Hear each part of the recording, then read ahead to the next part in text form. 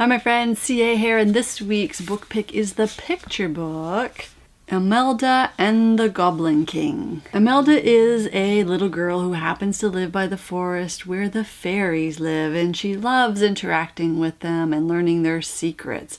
But this lovely world is put in disarray with the appearance of the Goblin King, who just seems mean and angry and doesn't like anybody. The fairy queen, being as she is, thinks that if you're kind to one person, that kindness will rub off and he will realize that he's not being very nice. So they invite him to this solstice event, which is very important for the fairies. Invite him to sit at the table and enjoy a feast, but clearly the Goblin King's motto is he doesn't share with anybody. Enough, you greedy so-and-so. I thought this meal was for me. I don't share with anyone. The Goblin King towered above the Fairy Queen in fury.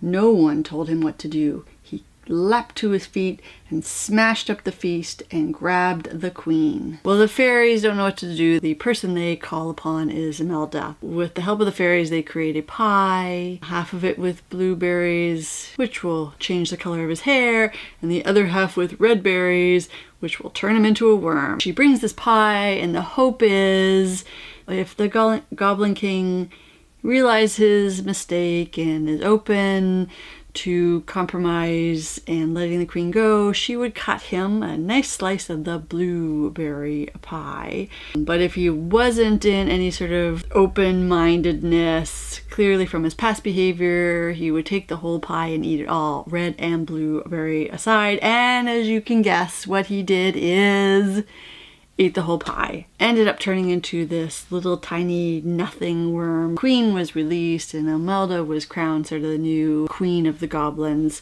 I like the magical story talking about fairies and goblins, and I think in many stories there's always been a sense that these are two mythical creatures that don't really get along. I think it's something kids can relate to, being able to interact and enjoy the secrets of these mythical creatures.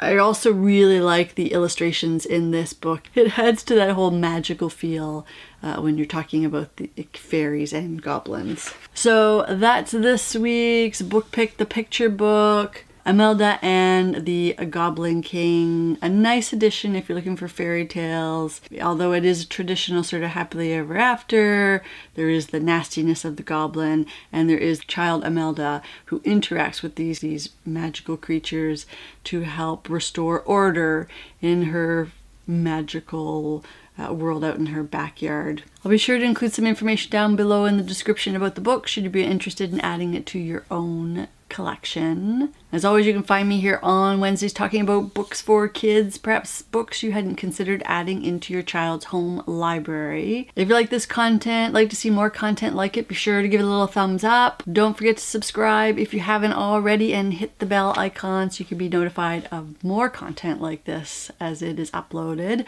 And until next time, one to beam out.